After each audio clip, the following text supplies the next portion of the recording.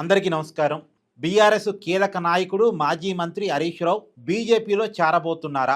బీజేపీలో హరీష్ రావు చేరతారని ప్రచారం ఇప్పటిది కాదు, ఎప్పటి నుంచో ఉంది. బీఆర్ఎస్ నుంచి ఆయన వేరుపడతారని ఇప్పటి నుంచి కాదు, పార్టీ అధికారంలో ఉన్నప్పుడు కూడా హరీష్ రావు చుట్టూ చర్చలు జరుగుతుండే. హరీష్ రావు ఆ పార్టీలో ఉండేవాడు కాదు, కేసీఆర్ ఎప్పటికప్పుడు ఆపుతున్నాడు, ఆ పార్టీ నుంచి ఏదో ఒక రోజు విడిపోతాడు, కేటీఆర్కు హరీష్ రావుకు మధ్య గ్యాప్ ఉంది, కవితకు హరీష్ రావుకు మధ్య గ్యాప్ ఉంది అనే చర్చ ఇప్పటిది కాదు, ఎప్పటి నుంచో ఉంది.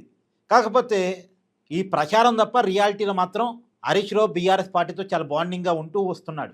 కాకపోతే బీఆర్ఎస్లో రెండు సోషల్ మీడియా గ్రూపులు ఉంటాయి. ఒకటి కేటీఆర్ని ప్రమోట్ చేసే సోషల్ మీడియా గ్రూపు, రెండు హరీష్ రావుకి అనుకూలంగా ఉండే సోషల్ మీడియా గ్రూపు. ఈ సోషల్ మీడియా గ్రూపుల్లో హరీష్ రావు సోషల్ మీడియా గ్రూపులోనేమో కేటీఆర్ని క్రిటిసైజ్ చేస్తూ ఉంటారు, కేటీఆర్కి సంబంధించినటువంటి గ్రూపులోనేమో హరీష్ రావుని క్రిటిసైజ్ చేస్తుంటారు. ఇది వాళ్ళకి తెలిసే జరుగుతుందా తెలియక జరుగుతుందా అనేది వాళ్ళకే తెలియాలి. కానీ ఒకటి ఇక్కడ వాస్తవం ఏంటంటే, ఇప్పుడు జరుగుతున్న ప్రచారానికి తగ్గట్టే ఇవాళ కేసీఆర్ జగిత్యాల్లో పెడుతున్నటువంటి పబ్లిక్ మీటింగ్కి హరీష్ రావు గారు హాజరు కావటం లేదు. పైగా హరీష్ రావు గారు ఢిల్లీ వెళ్ళారు. ఢిల్లీ ఎందుకు వెళ్ళారు? కేసీఆర్ చాలా కాలం తర్వాత ఒక పబ్లిక్ మీటింగ్ పెడుతున్నారు, కాంగ్రెస్ పార్టీ నుంచి ఒక కీలకమైన నాయకుడు బీఆర్ఎస్ పార్టీలో చేరుతున్నాడు.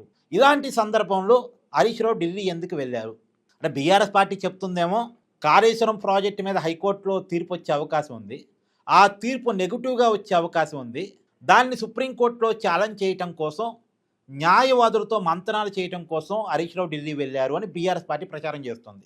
కానీ బీఆర్ఎస్ పార్టీ చేస్తున్న ప్రచారం నమ్మటానికి అవకాశం లేదు.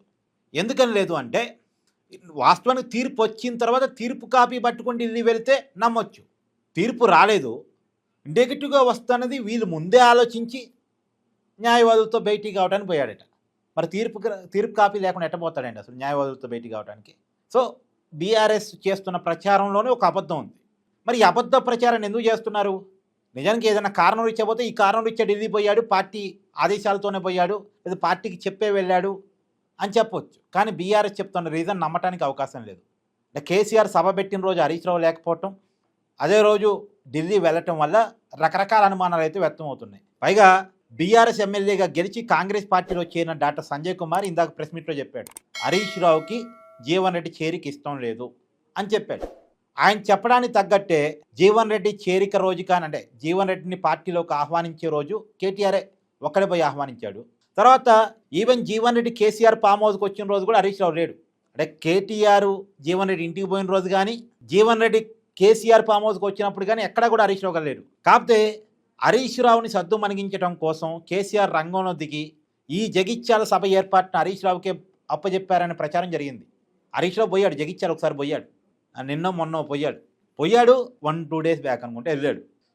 అక్కడ ఏదో ప్రెస్ మీట్ నామకే వస్తే పెట్టాడు, వచ్చాడు. కానీ ఇష్టం లేనట్టుగానే హరీష్ రావు కనపడ్డాడు. నిజానికి సభ ఏర్పాటుని కనుక హరీష్ రావుకి అప్పచెప్పి ఉంటే ఇవాళ అక్కడే ఉండాలి కదా, హరీష్ రావు అక్కడే ఉండాలి కదా, జన సమీకరణ సభ ఏర్పాటు అంతా అక్కడే ఉండాలి. కానీ హరీష్ రావు ఇవాళ లేడు అక్కడ. కాబట్టి సభ ఏర్పాటుని హరీష్ రావుకు అప్పచెప్పినా సరే తీసుకోవడానికి హరీష్ రావు ఇష్టపడలేదు అనేది మనం ఇక్కడ అర్థం చేసుకోవాలి. ఏది ఏమైనా సరే జీవన్ రెడ్డి చేరిక విషయంలోనో లేదు కేటీఆర్ ప్రమోషన్ విషయంలోనో హరీష్ రావు కొంత అలకగా ఉన్నారు, ఇబ్బందిగా ఉన్నారు అనేటువంటిది వాస్తవానికండి. ఎప్పటికప్పుడు హరీష్ రావుని సద్దుమణిగిస్తున్నారు. కానీ 2018లో బీఆర్ఎస్ సెకండ్ టైం గెలిచినప్పుడే కొంతకాలం హరీష్ రావు మొదట పక్కన పెట్టారు. అప్పుడు ఇక హరీష్ రావు ఉన్నా లేకపోయినా ఏ పెద్ద పరకబడదు, మనం రెండోసారి గెలిచే మందే నడుస్తుంది అనుకుంటే హరీష్ రావు పక్కన పెట్టారు. కానీ తర్వాత ఈటెల రాజేందర్ తిరుగుబాటు తర్వాత మళ్ళీ హరీష్ రావు ఇంపార్టెన్సు పెంచారు ఆ పార్టీలో. కొంతకాలం పాటు నమస్తే తెలంగాణ పేపర్లో హరీష్ రావు పేరు లేదు, టీ న్యూస్ ఛానల్లో హరీష్ రావు పేరు రాదు. మీరు కావాలంటే 2018 ఎన్నికల తర్వాత చూడండి, పార్టీలో ప్రభుత్వంలో హరీష్ రావుకి ఇంపార్టెన్స్ కూడా ఇవ్వలేదు. కానీ తర్వాత కాలంలో మరి హరీష్ రావును కేసీఆర్ పిలిచి మాట్లాడారు. హరీష్ రావు కూడా ఏంటంటే బయటకు పోయినా ఇంకేముంది ప్రయారిటీ, ముఖ్యమంత్రి ఇవ్వాలి అంటే ముఖ్యమంత్రి ఇవ్వగలిగిన పార్టీలోకి వెళ్ళాలి. అలాంటిది ఆయన ముఖ్యమంత్రి పదవిని ఆశించి వేరే పార్టీలో పోయినా ఆ పార్టీ అధికారంలోకి వచ్చే పరిస్థితి ఉండాలి. ఇక మంత్రి అంటారా, మంత్రి ఇక్కడైనా ఇస్తాడుగా, కేసీఆర్ ఇచ్చాడుగా తర్వాత బుజ్జగించి. సో కాబట్టి ఇక హరీష్ రావు కేసీఆర్తోనే కొనసాగుతున్నారు. రెండు కేసీఆర్తో ఉన్న అనుబంధం కూడా కారణం.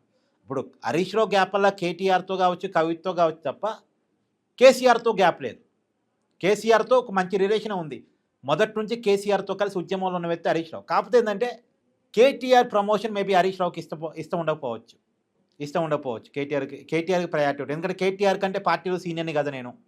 ఏ రక ప్రజాభిమానంలో చూసినా, సీనియారిటీలో చూసినా, తెలంగాణ ఉద్యమంలో చూసినా కేటీఆర్ కంటే కొద్దిగా ఎక్కువే కదా నేను అనేటువంటి ఫీలింగ్ హరీష్ రావుకు ఉంటే ఉండొచ్చు కాక. ఏదేమైనా ఏదో ఒక రోజు ఆ పార్టీలో విభేదాలు రావచ్చు అనేటువంటి చర్చ అయితే నడుస్తుంది. ఇప్పటికే కవిత బయటికి పోవటం వల్ల ఆ పార్టీలో ఇబ్బంది ఏర్పడింది. సరే, కవిత కంటే ప్రజాభిమానం తక్కువ కాబట్టి, కవిత మాటలకు వ్యాలిడిటీ తక్కువ కాబట్టి, కవిత బయటికి పోయినా పెద్దగా చేయగలిగేది ఏం లేదు కాబట్టి ఏదో కొంత డ్యామేజ్ చేయగలుగుతామో తప్ప పెద్దగా ఆమె ఏదో రిజల్ట్ చూపించగలిగినటువంటి ప్రజానాయకురాలు కాదు కాబట్టి ఓకే, ఏదో ఆ కవితను వీళ్ళు ఎదుర్కోగలరు హరీష్ రావు, కేటీఆర్ కలిసి. కానీ హరీష్ రావు బయటికి వెళ్తే మాత్రం బీఆర్ఎస్ పార్టీ చాలా ఇబ్బంది. ఇప్పటికే కాంగ్రెస్ మీద ఉన్న వ్యతిరేకత బీఆర్ఎస్ వైపు ర్యాలీ అవుద్దా లేదా అనే భయం ఉంది. 2028లో లేదా 29లో జరిగే ఎన్నికల్లో కనుక బీఆర్ఎస్ తిరిగి గెలవకపోతే ఆ పార్టీ రాజకీయ ఇబ్బందులు తప్పు ఆ పార్టీకి. ఇంకా ఆ పార్టీ ఉండటం కూడా చాలా కష్టం. ఇప్పటికే ఆ పార్టీకి నిర్మాణం సరిగా లేదు. ఆ విషయాన్ని కేటీఆర్ ఒప్పుకున్నాడుగా మొన్న మధ్య ప్రెస్ మీట్లో. మా పార్టీని టీడీపీ పార్టీలాగా మార్చుకుంటాం, మా పార్టీలో కార్యకర్తను బలోపేతం చేసుకుంటాం అని అన్నాడు. ఈ మార్పుకి కారణం మేబీ ఇదే కావచ్చేమో. హరీష్ రావు పార్టీ నుంచి వెళ్ళిపోయినా సరే పార్టీ బలంగా ఉండాలంటే పార్టీ నిర్మాణం బలంగా చేసుకోవాలని ఏమన్నా కేటీఆర్ ఆలోచించుకున్నాడేమో. ఎప్పుడు లేని మాటలు మాట్లాడాడు. ఈ ఆలోచన ఎప్పుడో రావాలి. అధికారం చేతిలో ఉన్నప్పుడే పార్టీని బలోపేతం చేసుకోవాల్సింది. గ్రౌండ్ లెవెల్ వరకు పార్టీ లీడర్షిప్, సొంత లీడర్షిప్ని తయారు చేసుకోవాల్సింది. నిజానికి హరీష్ రావు గనక బీఆర్ఎస్ని వీడి వేరే పార్టీలోకి వెళ్తే అది బీజేపీలోక లేదా ఈటెల రాజేందర్ని కలుపుకొని సొంత పార్టీ పెడతాడా? పాత తెలంగాణ పెద్ద పెద్ద నాయకులు ఉన్నారు కదా, బీజేపీలో ఉండలేక బీఆర్ఎస్లోకి రాలేక ఉన్నటువంటి నాయకులు అందరినీ కలుపుకొని కొత్త పార్టీ పెడతాడా? ఇలాంటి ఏదైనా ఉన్నా కానీ ఇప్పుడు బీఆర్ఎస్ నుంచి చాలా పార్టీ క్యాడర్ కావచ్చు, లీడర్స్ కావచ్చు హరీష్ రావుతో వెళ్ళిపోయే ప్రమాదం ఉంటుంది. దానివల్ల బీఆర్ఎస్ ఓట్ బ్యాంక్ 2 ముక్కలైంది. బీఆర్ఎస్ ఓట్ బ్యాంక్ 2 ముక్కలైంది అంటే బీఆర్ఎస్ అధికారం రావడం కష్టం. ఇప్పుడు బీఆర్ఎస్ ఓట్ బ్యాంక్ని కవిత చేర్చలేదు, కానీ హరీష్ రావు చేర్చగలడు. నాయకత్వాన్ని చేర్చగలడు, క్యాడర్ను చేర్చగలడు, ఓటు బ్యాంకును చేర్చగలడు. అయితే అంత దూరం దాకా విషయాన్ని కేసీఆర్ రానివ్వలేండి. కేసీఆర్ ఏదో ఒక రకమైన చాణక్యాన్ని వదిలి మొత్తానికి హరీష్ రావుని బొజ్జిగిస్తాడు. కాకపోతే హరీష్ రావు సంకేతం పంపించినట్టున్నాడు ఢిల్లీ వెళ్ళటం ద్వారా, నేను అలకలో ఉన్నాను, మీరు చేర్చుకుంటున్న వ్యక్తి నాకు ఇష్టం లేదు, మీరు చేస్తున్న పద్ధతి నాకు నచ్చలేదు అనేటువంటి ఒక సంకేతాన్ని హరీష్ రావు కేసీఆర్ పంపదలుచుకున్నాడు అనుకుంటా. అందుకనే బహిరంగ సభ రోజు లేకుండా ఢిల్లీ పోయాడు. బట్ పిలిపిస్తాడు, మాట్లాడతాడు, ఏదో రకంగా చదువు అనిపిస్తాడు. ఎందుకంటే ఇప్పుడు కనుక హరీష్ రావుని వాళ్ళు సెటరేట్ చేసుకోకపోతే ఆ ప్రభావం 2029 లేదా 28 ఎన్నికల మీద పడింది, ఆ పార్టీ అధికారం మీద పడింది, ఆ పార్టీ భవితవ్యం మీద పడింది.